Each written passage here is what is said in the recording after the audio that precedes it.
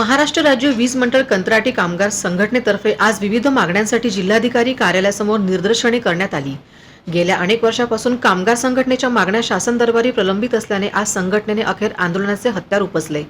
पूरक भत्ता हा 30% वाढवून घ्यावा, समान काम समान वेतन सर्व कर्मचाऱ्यांना लागू करावे, जे कर्मचारी कंत्राटी पद्धतीने कामे करीत आहेत त्यांना किमान 7 वर्ष शासन कामकाजात समाविष्ट करण्यात यावे, या इतर मागण्या यावेळी कर्मचाऱ्यांनी रेटून धरल्या होत्या। येणाऱ्या काळात कर्मचाऱ्यांच्या मागण्यावर शासनाने कोणतीही कारवाई न केल्यास यापेक्षा तीव्र स्वरूपाचे आंदोलन छेडण्यात येईल, असा इशारा यावेळी कर्मचाऱ्यांनी दिला आहे। राज्यातील तिन्ही कंपन्या मिळून हा आमचा आंदोलनाचा दुसरा टप्पा आहे। सदर मागण्या आमच्या 1 ते 17 पर्यंत मागण्या आहेत।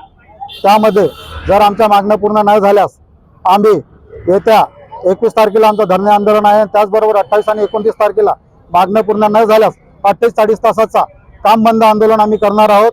म्हणून शासन आणि प्रशासनाने याची दखल घ्यावी आणि आमच्या मागण्या पूर्ण कराव्या, अन्यथा 5 मार्च पासून आमचं बेमुदत काम बंद आंदोलन हे होणार आहे। याची शासनाने आणि प्रशासनाने दखल घ्यावी। आवाज दो! आवाज दो! ठळक घडामोडींसाठी देशोन्नती न्यूज चॅनलला सबस्क्राईब करा आणि बेल आयकॉन प्रेस करा।